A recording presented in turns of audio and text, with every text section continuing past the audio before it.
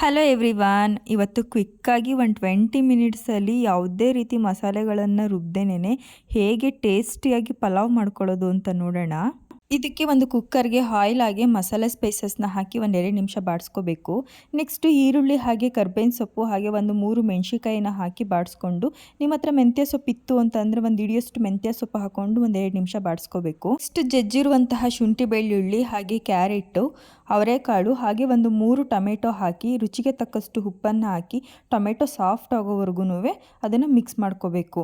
Tomato soft ಆದಮೇಲೆ ಒಂದು 1/4 ಚಮಚ ಗರಂ ಮಸಾಲ, ಒಂದು 1/4 ಚಮಚ ಅರಿಶಿನ ಹಾಗೆ 1 ಟೇಬಲ್ ಸ್ಪೂನ್ ಬಿರಿಯಾನಿ ಮಸಾಲ ಹಾಕಿ ಮಿಕ್ಸ್ ಮಾಡಿಕೊಂಡು ತೊಳೆದಿರೋ ಅಕ್ಕಿನ ಹಾಕ್ಕೊಂಡು ಒಂದು 2 ನಿಮಿಷ ಅದ್ರ ಜೊತೆ ಫ್ರೈ ಮಾಡಿಕೊಂಡ್ರೆ ತುಂಬಾ ಟೇಸ್ಟ್ ಕೊಡುತ್ತೆ ಅಂತಲೇ ಹೇಳ್ಬೋದು.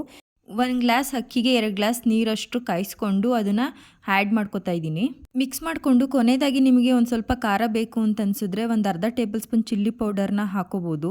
ಕೊನೆಯದಾಗಿ ಕೊತ್ತಂಬರಿ ಹಾಕ್ಕೊಂಡು ಒಂದು ಅರ್ಧ ನಿಂಬೆಹಣ್ಣ ಹಿಂಡ್ಕೊಂಡು ಒಂದು 2 ವಿಷಲ್ ಕೂಗಿಸ್ಕೊಂಡ್ರೆ ಸಾಕು. ತುಂಬ ರುಚಿಯಾಗಿರುವಂತಹ ಪಲಾವ್ ರೆಡಿಯಾಗಿಬಿಡುತ್ತೆ. ಇದ್ರ ಜೊತೆಗೆ ಸ್ವಲ್ಪ ABC ಜ್ಯೂಸ್ ಮಾಡಿಕೊಂಡು ನನ್ನ ತಿಂಡಿನ ಮುಗಿಸ್ಕೊಂಡೆ. ಒಮ್ಮೆ ಟ್ರೈ ಮಾಡಿ ಅಂತ ಹೇಳ್ತಾ thank you for watching. Thank you all.